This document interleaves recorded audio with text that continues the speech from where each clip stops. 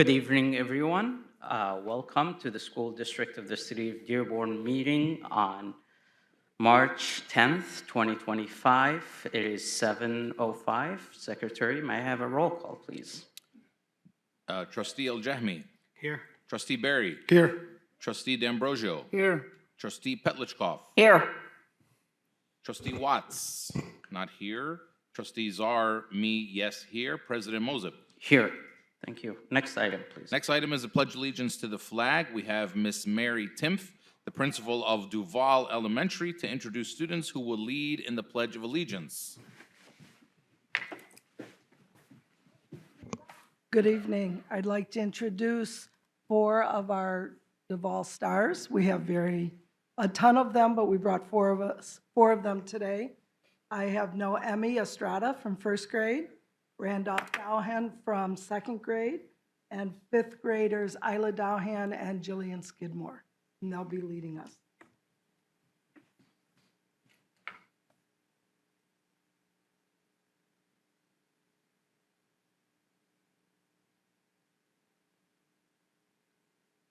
Pledge allegiance to the flag of the United States of America and to the republic for which it stands, one nation, under God, indivisible, with liberty and justice for all. Great job. Girls, come this way. I know we don't have one for one of you, so it will be delivered to you. Yes, yeah, this one. Yeah. Jillian? No? It will be delivered for you. Well, thank you so much. Great job. Thanks.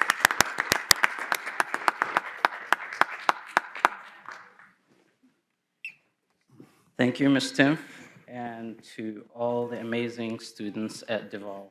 Next item, please. Next item is the superintendent's update. Good evening, everyone. Hope everyone's doing well. Unfortunately, we have to start on a sad note. I'd like us to take a moment of silence. We've had a few tragedies over the last month. At the end of last month, we had a former magnet student who passed away. We've had an icon, Haj Ibrahim Baydoun, who has passed away. And just learned recently, late last week, that former employee, principal, and board member Daryl Donaldson passed away. Actually, one of my first substitute assignments was with Mr. Donaldson at Becker, and I still have a letter of recommendation in my file from Mr. Donaldson. So if we could take a moment of silence in their honor and their thoughts and prayers with their families and loved ones.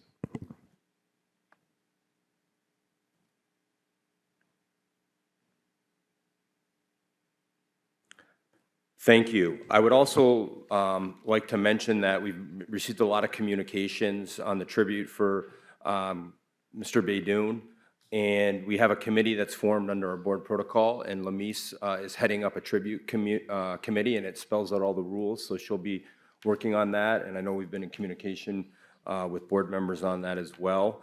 And we had a discussion last week, and we decided to put together a tribute that David and his team, Eric, put together in honor of Mr. Baydoun.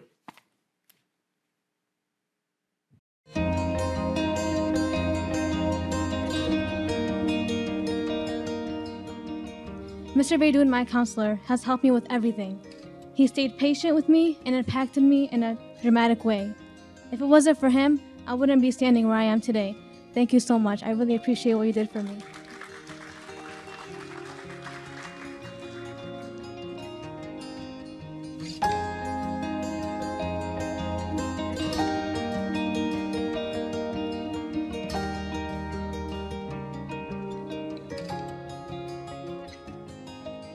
I would like to thank my high school basketball coach and counselor for 4 years, Ibrahim Baydoun. He's a very caring individual who has guided me throughout high school and helped me get through many difficult injuries and difficult adversities I faced throughout my life. Overall, he's a very inspirational person and role model, and he'll forever be someone I look up to. Thank you very much.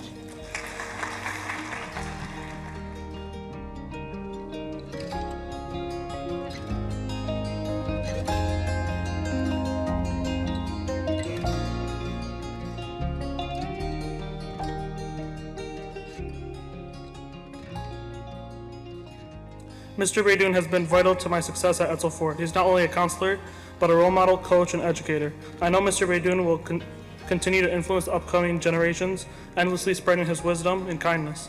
His selflessness and empathy over 30-plus years of counseling has positively impacted thousands of students.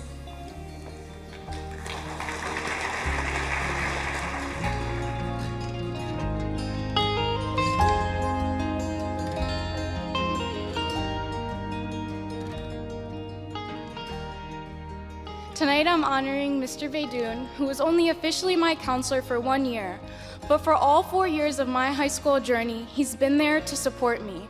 His door is always open, and whether you're his assigned student or not, he gives you his time, and he's dedicated to helping you succeed. I'm so thankful for Mr. Baydoun because I'm not sure I would have accomplished all that I have if it weren't for his support.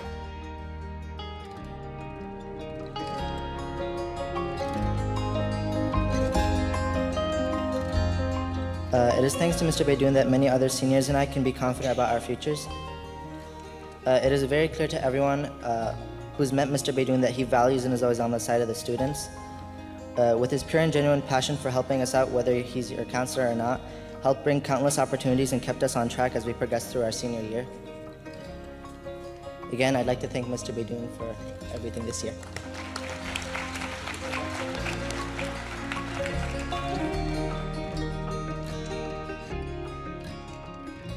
Honestly, this has been the greatest experience of my life, playing for him basketball, being one of his, he was my counselor. And whenever I needed a class, he got me it. He always motivated me.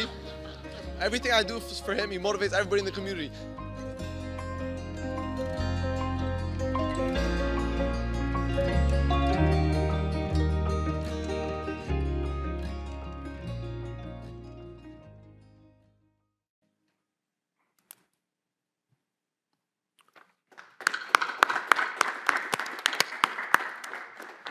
Welcome comments. If trustees would like to say a few words, Trustee Barry. Yes, and President Mozip, mine's probably gonna be an extra few minutes. Please give me be a little bit lenient with me. I didn't know Haj Ibrahim growing up. I grew up in the South End, went to Salina. He grew up in Lowry, but I always heard about this young man. He's just a couple years younger than I am, but his basketball skills. His basketball and the way I played basketball is a little bit different. I played at Morningside. He played at the Mecca. That's in Springwell subdivision. I don't think his boys would have came to the South End and play at Morningside Park because it's a little different there. I'm just gonna, I got a couple quotes I'm gonna read from people that did know him. If you allow me, please. Sure. Social worker in nearby district, Sue. And I asked permission from her. I saw her at the funeral and I asked permission. She said, growing up in Dearborn, everyone knew Haj Juice Baydoun. Haj Ibrahim Juice Baydoun wasn't just the best basketball player we'd ever seen in person. He was a mentor, a leader, and a pillar of our community. His love for the game was unmatched, and he used it to guide and inspire the next generation, both on and off the court. My brothers played basketball with Juice at Fortson High School, and my 3 sons had the honor of Juice coaching them from the ages of 7 until 18. That's with MBA, and that's at Ford High School. Through his successful career at Dearborn Public Schools, Juice dedicated himself to preparing our future, always leading with heart, wisdom, and unshakable commitment to our youth. His impact will be felt for generations to come. We mourn the loss of a legend. This one's a little too long to read, but I'm just going to take a little couple snippets.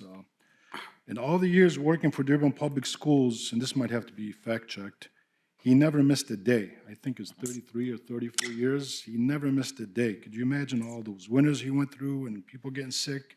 Never missed a day. This man that did grow up with him went on to say, his passion for the game was contagious, and his teams reflected his values of discipline, teamwork, and sportsmanship and effort. Haj broke records everywhere he played. He broke records at Lowry, broke records at Fortson, and he broke records at U of M Dearborn. Haj's impact went far beyond the classroom and the court. He made a positive difference in the lives of those around him. You find Hajj at parks all around the Dearborn area, playing with neighborhood children. He would go there with his boys, and next thing you know, there would be many, many people lined up just to get a chance to win against the great Jews. He was with us on the courts day and night, dazzling us with his tireless abilities. He is a legend to all of us that played with him and against him. He set the benchmark, because when you beat Jews, and that wasn't too often, it meant something. That's the caliber of class Hajj was in. That's why we all loved to play with and against him. It meant something. This is a former student, recent graduate from Etzel Ford High School. He called me late last week. He said, I never had the honor to play for Coach Baydoun, but I would have never graduated high school without his guidance. He helped create leaders of his players, and he mentored and gave them a scholarship. I didn't know this about him, but he gave his players a scholarship if they had a GPA of 3.0 or higher. This young man was literally crying on the phone when he was talking to me. A couple years ago, I was sitting in my backyard with my good friend and former board member, Jim Thorpe. We were talking. There was some things going on with basketball and Etzel Ford, and we were just comparing notes. And all of a sudden, Mr. Baydoun showed up, knocked on my door, dropped off some bread, some of the cheese bread from the mosque. And then he peeked in the back. My wife told him I was in the back with Jim. He came in. We asked him to come in, sit down, and we spoke a little bit. Later on, Jim sent me a text message saying, did you set me up for this? I never told Jim. I told Jim, no, I wouldn't do that. But I never told Jim. Mr. Baydoun was actually coming to check on me. He wasn't coming to lobby me or advocate for his position or whatever. He was coming to check on me because during that period of time, I was very angry with what's going on. If you knew Hajj Ibrahim, he was a very forgiving man, very religious man. He understood the power of forgiving and moving on. Just recently, a mutual friend of an employee here told me that that employee called him and he was literally crying out of guilt. He said he couldn't sleep the last few days. That's what he shared with our mutual friend. To that person, I say, don't worry, Hajj Ibrahim is a forgiving man. Allah Samhak, because I know Hajj Ibrahim did. There was also some community members that actually were part of pulling some starters of his last team that he 2 years ago. And again, he shared that with me, and that upset me, that the fact that those kids were losing the opportunity, but he said, his exact words were, Allah Samahun. Then the biggest one was when I heard that we need to move past Coach Baydoun because we need to win games in order to change the culture at the building. That was a very, very hard one to swallow. I guess looking back at things, there aren't too many games being won, but the year right after Mr. Baydoun retired stepped out or pushed out from coaching at Etzel Ford High School, instead of winning games, we were breaking up fights. Sad to say, but that's the truth. I've been hearing that we need to name the gym after Mr. Baydoun, Coach Baydoun, or maybe put a plaque in the counseling office or retiring his number. A lot of great ideas, and I agree with all of the above. But to the educators out there, I honestly say, if you really want to honor this man, continue what you're doing. Let's stop the bullying, because bullying is real at every level. Let's all work on increasing reading scores and math scores. Parents talk to us and they say they're intimidated. They don't want to talk to a teacher or the principal, and sometimes the teachers are a little bit intimidated and they don't want to deal with what they have to put up with. So let's just stop that, please. There is a lot of great people in my life, but I can honestly say Hajj Ibrahim was as close as I can say, in my opinion, as close as I can say, I'm becoming a perfect human. Hajj, all I want to say is I love you, I miss you, I am saddened that you went through what you went through the last 3 years or 2 years of coaching at Etzel Ford High School, but the only thing I got left to say is Allah yarhamak. Thank you, President Mosib. Thank you, Trustee Barry. Trustee Al-Jahmi. You know, it's amazing how much you hear about a person once they leave. You hear a lot of the qualities. We knew his qualities, but a lot of people didn't know his qualities. He's a given person. I mean, he's known for basketball. And I'll say this about basketball and make it short. He was the Iverson before Iverson. He was the Curry before Curry. I mean, he was a very talented player. And I coached against him, I coached against him. He was a player, I was a coach. And we had to put 2-3 people on him. So that's the basketball side of it. But from a human side of it, he gave so much of his salary to kids. He was there for kids. He was a very humble person.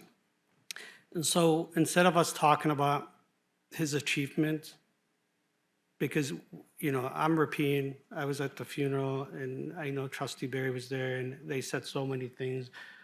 He taught Sunday school for 30 years. He never missed a day at school for 30 years. That's an amazing accomplishment. He was a coach and a counselor. Imagine a coach and a counselor, the mentoring, the coaching that you provide to kids. So why not honor him? Why not leave his legacy, you know? And I'm glad that the district is having a committee to consider that. And Trustee Barry mentioned something I wasn't gonna mention. He was pushed out of Edsel Ford. He was really pushed out of Edsel Ford, and he was heartbroken by it. So in saying that, let's make up for it, let's honor him. And I wanna add one more thing. I mean, he was a great player at Fordson, you know that, Trustee Barry. They never put him on the Hall of Fame. He's very, very deserving. Let's consider that too. So my point is, yes, we could talk about him, but let's leave a legacy for him. Let's do something for him that would show that we care about him, and a legacy of Hajj Baydoun would be there. Thank you. Thank you, Trustee Barry and Trustee Al-Jahami. I can't add much to what you have said about Hajj Ibrahim, Allah yarhamu. He had an impact on my family members who he has counseled. Actually, my son Omar was, Mr. Baydoun was his counselor. And he can't stop talking about how amazing he has been for him since he arrived at Edsel Ford. It is with heavy hearts that we say goodbye to Mr. Baydoun, and we definitely want to honor him, and we want the best legacy for him to stay at Edsel and at Fordson. So I'd welcome the trustees' input to the committee, to Mr. Rohr, as well as any community member who has who had relationships with Mr. Baydoun. If they have any ideas that they'd like to add, or if they want to be part of that committee, they can definitely contact the superintendent's office, and we'll have place for them.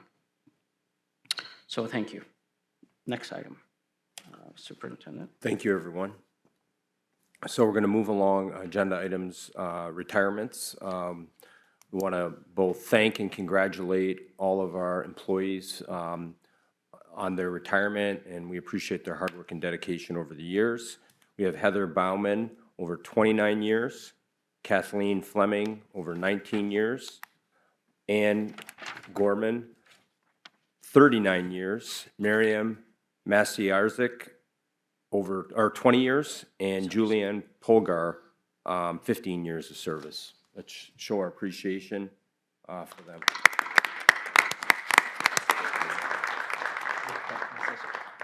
That's fine. Okay, and I'll just move along on my non-agenda items, if that's okay, Mr. President? That's All right.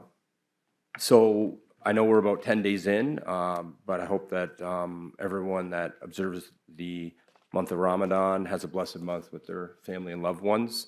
We're very excited in the district that for the first time we did get a waiver for the state, and we've put it out there, and students are able to get the Iftar dinners and bring them home. We've received a lot of positive feedback about that. I also just want to mention for anyone here, because I know we're during the board meeting and you may be breaking fast, we do have some water and snacks and things available on the side of the room right here today. So again, wishing everyone all the best during the month. I also want to just say thank you to our social worker. It's Social Worker Appreciation Month, and you know, I know Trustee Berry talked about bullying, and we have a bullying committee and other things with the social workers under Mr. Saley, Dr. Rolla Bazzi-Gates, and all the team that work very hard in supporting our students, supporting our community with the increase in mental health issues and other things we're having. So we do appreciate their hard work and dedication. I'm now going to call up, my next item is on the Google platform and third-party applications, and I have Mr. Addy and Mr. Kenneberg that are going to come up to the podium.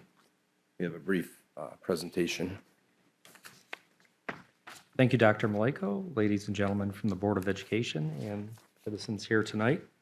I'm Bob Addy, I'm the Director of Instructional Technology, and with me is Chris Kenneberg, the Supervisor of Networks and Assistant to the Regional Manager.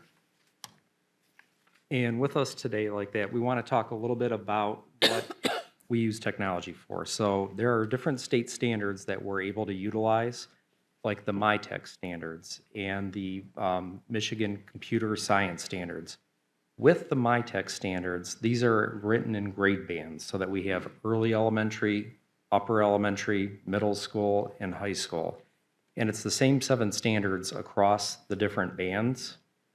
And so what happens is, as kids are learning about digital citizenship, this is integrated into their science, social studies, and core subject areas, as well as their extended core subjects.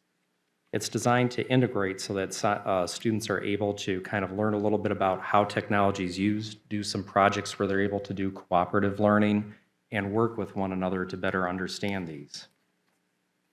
With the Michigan Computer Science standards, these are other standards that we have as well too that are also K-12, but they're written into 7 age bands. So you've got early elementary, upper elementary, there's middle school, and then there's 2 bands with high school as well too. With the computer science standards, it's written into 2 parts. There's 5 standards, and what happens is there's the knowledge part, paper and being able to know what happens with everything. And then there's the practical doing part where students are actually coding and using programs and constructing algorithms. These are part of the Michigan Merit Curriculum, and so it's part of our graduation requirements to have these standards with the curriculum. And so as we focus on the curriculum, there are different tools that we use, one of those being our Google platform as well too. In order to provide a safe learning environment for students, we take our security very seriously. And so what I'm going to do now is turn it over to Chris to talk a little bit about network security. So in order to meet SIPA compliance, we deploy what's called DNS filtering district-wide. Any device that connects to our network here on premise would fall under the DNS filtering. And then every Chromebook that goes home with the children has an extra layer of protection with URL filtering, so it's a little bit more precise. There's different things that we are more restrictive with students than general staff. And a big topic right now is data security, data breaches. Where is the student data going? We've taken the stance that as a district, we only allow the educationally relevant websites and tools that we use that are approved by the curriculum department and some of the other educational needs. So by default, if a student tries to go to a website and sign up for a service using their Google account, that is normally blocked. And then when it comes to YouTube and streaming, we are heavily restricted in terms of video access. Our preferred platform is YouTube, and we deploy like a safe search as well as like an approval process. So even within the Google YouTube safe search results, almost every other video in there, someone has physically like reviewed it and approved it.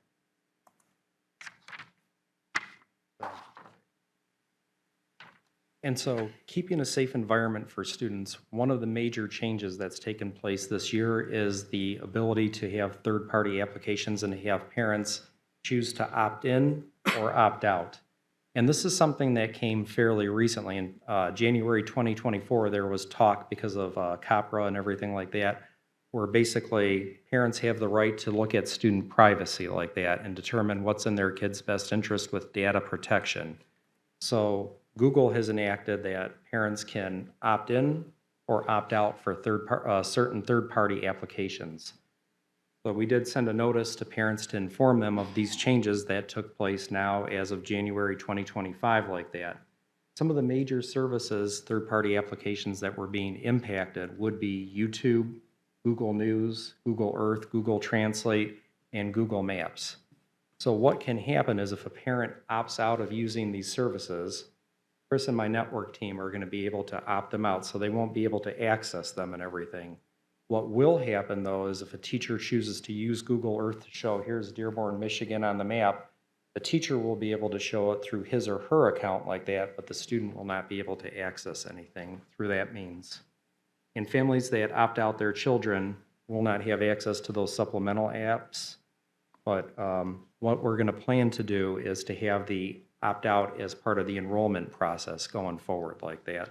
So it's going to be consistent every year like we do with the photography waiver. And as a tech team right there, we really look at our resources and how we utilize our technology. And one of the things that we do is we reduce to the extent that technology is used in testing and accessing curriculum platforms. We have it available for students to be able to use, because we never know what's going to happen during the course of a school day, where we might have a partial closure, where one building has to switch from in-person instruction to digital instruction. So what we do during that time is students are able to access their benchmark ELA resources, or their Math Great Minds resources, or Science Amplify resources. So what we've tried to do is to make sure that we provide the best curriculum resources, easiest access that's safe and secure for all of our students, and give parents that opportunity to look at what they want to do with the third-party applications. So that's all we had to really share today. We're going to see if there's any questions from the board. Trustee Barry? Okay, so, I mean, under Safe Search, how can you convince me as a parent that it's safe for my son or daughter to go on there? I mean, I know I heard say that, that we look at all videos before we approve them, but students won't be able to go out on their own on YouTube, or how does that work? Great question on that one. And so what we have two protocols in place. We have a firewall that helps to protect for certain types of traffic, and we also have different filters that are in place. So in regards to the videos that are approved, so a student at home on their own devices it's going to be open to the whatever's out there. Absolutely. On the school devices, that is limited, and when videos are made known to us, we can block them. That would be like specific URL blocking or through the YouTube app. Okay, so you mentioned YouTube and a couple other apps. What other apps are part of this? And I guess a follow-up question to that is, moving forward, is there any more apps that would be coming at us? Because every day things are changing, we know that. That's a great question. So right now, we were going through what apps Google has identified. There's approximately 23 apps that are out there. That's it? Well, there's a lot more apps that are out there, but what Chris was explaining before is what we do is we've allowed certain ones to have access to, and there's ones that are not used at all in any way, shape, or form. All those are off. So no one's been using those in the district. Of the ones that we've identified, there's about 23 that are accessible, and the major ones we kind of named right there. I'll be able to update board briefs and share the exact list like that. So I'm a student in the district and my parents decide to opt me out. Mm-hmm. But I have a Gmail account that I use. How does that work? Do I get locked out of that Gmail account? Or? The good part is you don't get locked out of the Gmail account, so you'll still have access to that. But if you were to try to search YouTube videos, you would not be able to go and do that at this time. So Gmail and the Google Suites are all okay like that, or the your Gmail, Google Docs, Google Sheets, those are all okay. Google Classroom, all the educational, the Sure, core Google services would still be available to the student, even if the parent opts out. I guess, we're all in support of, the new world, not going into, we've been in, technology, but still a little scary for parents. How about personal information? Where does that go? I mean, we're putting it out there, that names and addresses and email addresses and.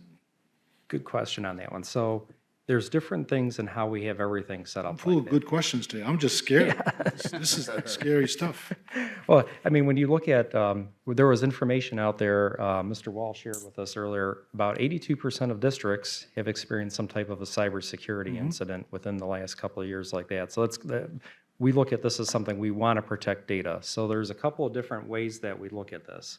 So with Google and everything like that, we put in the bare minimum like that, like names and student ID numbers like that. We don't put in any social security numbers or anything like that. Is there an email address that? So we would have the email address student, in there yeah. for the student email address. So student email address, student ID number, first and last Physical name like address, that. no. The home address? And keep in mind, elementary students, they cannot receive emails from outside. So it's pretty much teacher and student. It's only when they reach high school level that they are able to, because they're applying for colleges, those kinds of things, that they can email outside of the district. Sure.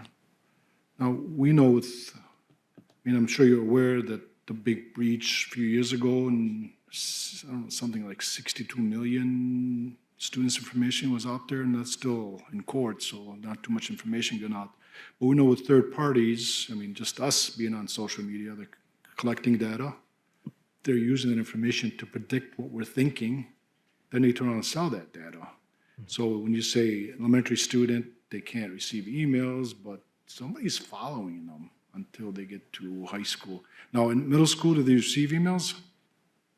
I believe they're able to receive, yeah. From select vendors for job planning, those kinds, career planning services. It's more limited at the middle school, and then it opens up in the high school. That's the scary part, yeah. Okay, thank you. That's all I got. Trustee Petlicoff? Okay, to piggyback on a lot of these questions, we got a lot of concern as soon as the Google opt-out came out recently, because it kind of came out of left field and people thought it, why now? And what's going on here? Number one, the opt-out wasn't an opt-out of the complete digital world. It was only of specific third-party vendors through Google.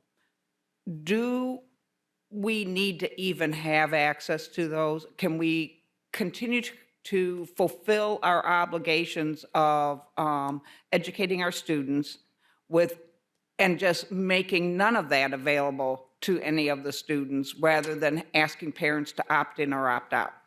Can we find another way to provide that information without having to use that? So what can happen right there is if a teacher assigns an assignment on Google Earth to locate stuff and you want students to go on there, students would have access to that. What the other option would be is if the teacher demonstrates it from his or her account as well too. So I could demonstrate Google Earth. The problem is like with Google Translate, if students are using those services, they would not be able to translate their documents into their native language like that. I guess what I'm asking is can we rethink some of our curriculum? Do we need to use Google Translate and Google Earth? Is there another way to educate our students without having to hold these types of applications as the formulation to educate them with? I understand the importance of our kids being tech savvy, because we can't put the genie back in the bottle. This is what the real world is going to look like for them as they go out in the adult world, and they need to understand how to use it wisely and to what the variations are. But possibly we can try to relook at some of our curriculum and not have to weigh so heavily on some of these applications. And because my understanding is if those parents who opt out are opting out, we have to give them another option in order to give them that information anyhow, because they have to be on an equal footing educationally. So maybe we need to rethink how much of it we rely upon if it's already something that is causing consternation, and the opt-out from Google doesn't seem to be impacting those things that we really need them to have access to. And can we find a workaround and another way of doing some of this educational experience that doesn't require it, so everybody's kind of opted out? I'm just saying, maybe we need to find a balance and make sure that we give the students what they need so that they're technologically savvy enough that we're not sending them out into the world unprepared, that they understand how to use it, but that we don't rely so much upon some of those things. If we already know that Google is saying, hey, you know what, you got to opt in or opt out anyhow, because we know that we're vulnerable to a lawsuit at some point down the road if something happens with your child's information. I'm just saying, maybe we need to continue to review this process and see if there's a way to find the right fit. I think that's right. I could definitely bring that to instructional cabinet for discussion, and we could definitely examine that in terms of the resources that we're using and see what's the best fit like that, definitely. And it's kind of an interesting position that we're in right now because of this Google sign-in, because in the past, we've been accused of stifling and not allowing that data to just leave our district. And it creates a problem because teachers, they might see a new tool and they want to use it. And typically, we're telling them no, because we review what types of data they're asking for when they want access to our Google sign-ins and our Google Drives and those kinds of things. And so a lot of times we deny them. And so we, as a district, we're taking the approach of trying to scale that back to just the tools that we need for the instruction, kind of in line with what you were just mentioning. Okay, great. Dr. Malika, you want to say something? Yeah, so I just wanted to comment. I think we can do exactly that. We could look at the third-party apps, look at which ones are more critical and which ones may or may not through the instructional, because they will have instructional implications depending on what it is. I would say this too. I think I see it, and you know, all districts, but not just district businesses, are constantly under attack, and their team is doing a great job. And I know the board's received updates sometimes, and we have taken those conservative approaches. I think we were one of the first districts right away. We moved on two-factor authentication, and we often will get complaints from whether it's students or staff or people in the district. Why can't I access this? Why can't we access it? And we say no. And part of the reason we're saying no to different things like our VPN, and I don't want to give away all your behind the scenes, but we get requests for VPN and we're denying it because we don't want to expose the district to problems. We will get emails that will come in and they do a good job at then blocking them or getting them off the network as soon as they're identified. So I think we've taken more of a conservative approach to protect the students. And so when the complaints, a lot of times I'll get the email complaint and I send it over to them and they answer and they respond. And it's a regular thing I get. But we are taking that stance that no, we're not going to say yes to some of these things because we're protecting our students and protecting staff. And I totally agree. Even though I do technology development for a living, but I do see the harms of too much tech. And that's something that we definitely want to visit because I believe the best and optimal instruction is by the teacher teaching analog, not letting a computer software teach students. So the more that we can move away from software and get back to the basics of the teacher in front of the students teaching is better. Research has shown that. So we can definitely utilize technology when it's feasible, exams, assessments, but definitely instruction. Would love to see our district to be a leader in saying we're going to do it the analog way, which is the safest way when it comes then to technology Well, and things. I wasn't exactly saying we're going to throw the baby out with the bathwater. I think we still need to have our students be adept at using technology and understanding all of the implications of of the best of it. I just want to make sure that we don't have so much that we're not paying attention to getting that balance of integration between your basics and what they're going to need in the real world. Because the real world, they're going to have to understand AI. They're going to have to understand how to I'm not use saying we technology. disconnect that Yeah. completely, for sure. But we do definitely want to go back to using the computer as a tool rather than The teacher. as the teacher. Right. And I've attended a webinar recently that I believe all of you were forwarded the webinar recording, where the attorney is talking about tech companies utilizing these softwares to monitor students and to collect data, and that is very concerning for me. So would like to keep this discussion coming. And Trustee Al-Jahmi, you have something to add on this? So I heard the word fine balance. So I've done cybersecurity, I've managed technologies. I work for the Department of Health, which, you know, HIPAA, PCI, all kind of information. So we have to differentiate between the data and protecting the data and how we're teaching our kids. If we're talking about technology is here, it's not going away. We cannot, and I'm not saying anyone is saying that, but technology is here. But I agree in the sense of how we teach our kids, not to rely on technology to babysit them. That's something I agree with. Now, with regard to data, you have a lot of different systems, whether it's iReady, WIDA, MSTEP, MyStar, those contain data. And those are at risk. So what are we going to stop using all those different technologies? Data, there's always going to be attacks. And the Google of the world probably has more armies of cybersecurity people than anybody. Now, the one thing that we want to make sure is how they're using our data. We want to make sure we have a legal, something legal that tells us how they're using our data. As far as limiting the systems, it's really how you use the system versus, but if you want to limit the system, that means you can't do WIDA, you can't do iReady, you can't do all that.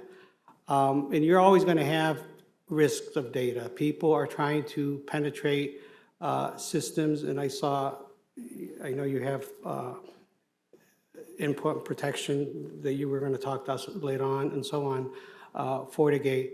So my point is, there has to be a middle ground, but we cannot let fear, because right now I feel like there's a fear, people are putting the fear on all of us. And I seen the webinar, Trustee Mazhab, I seen the video. And I'm still in question what ed technology or ed tech is, what's their, not motive is a bad word, but what is it that they're trying to help us with? I'm still very confused. Is a third-party company, are they looking to help us sue?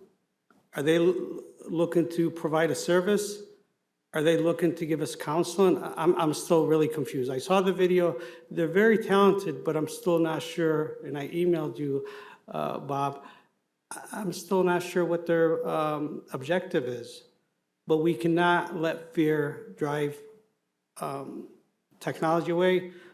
But to what the rest of the board said, we want to make sure that technology does not become the security blanket for the teachers or for somebody to say, okay, go on the laptop and just do whatever you need to do. So it's a balance. Absolutely. More discussions to have.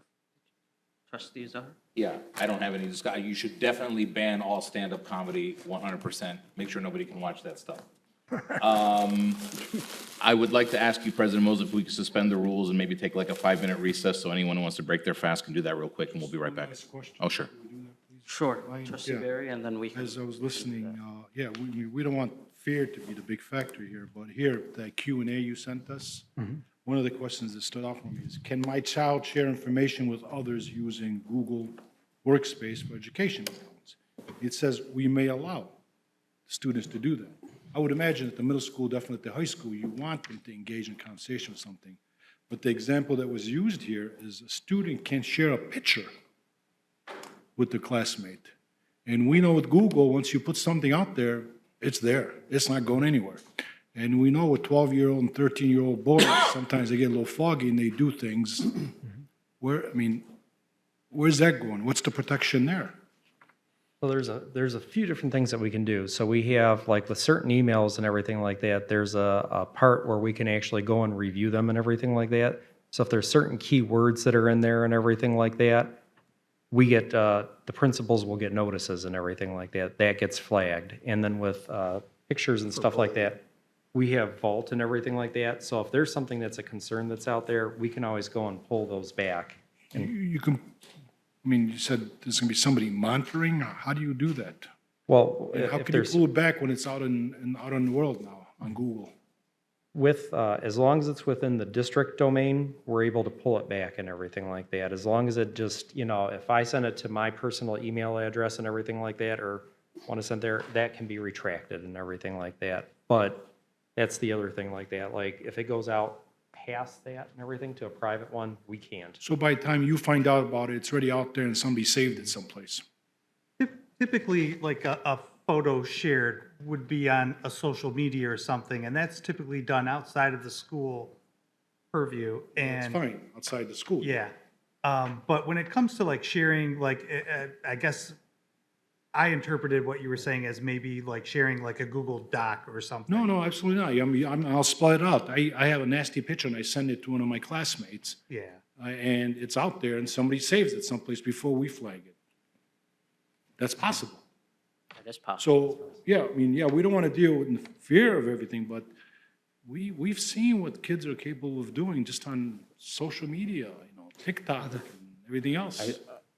Can I just add, if that were to happen, it'd be like, we would implement our student code of conduct on students, whether it's technology or not, we're gonna make sure that we're, But it's still too late. there. Yeah, no, I know. The But, damage is done. and I know now in today's day and age of technology, but someone could technically pass something around the school or something that's inappropriate, and we would still implement. Yeah, but it's on our equipment now. It's in the Yeah. schools, it's in our Sure. district. Yeah, There's the liability there too. sure, absolutely.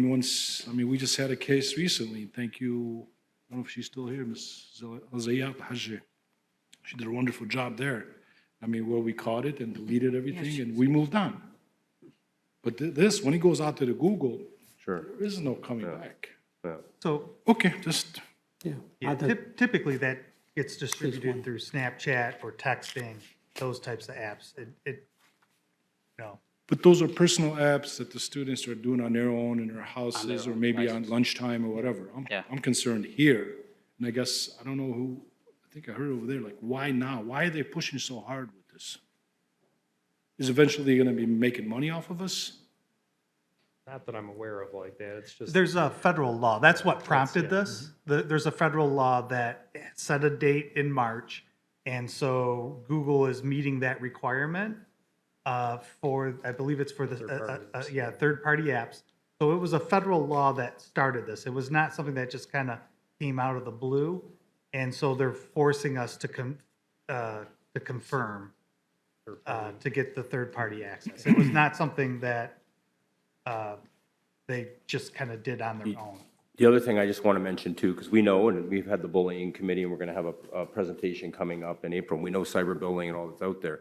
We will still, even if it's apps that have nothing to do with us, but if it's our students engaging, we will still intervene on, inappropriate posts on these other, whether it be Facebook or Instagram or Snapchat or these other things. We've had to intervene, Really quick. Sorry. Yeah, Trustee Al-Jahmi, and then we'll.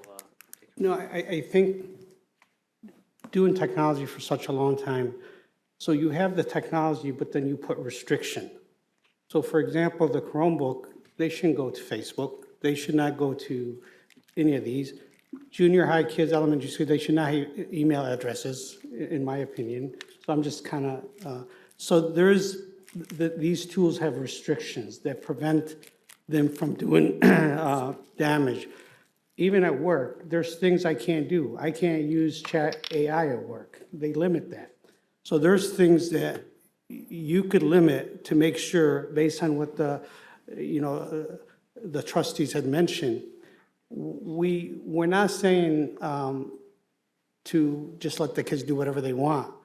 Put the proper restrictions and work with Google to make sure our data is not used. But that's all I'm saying.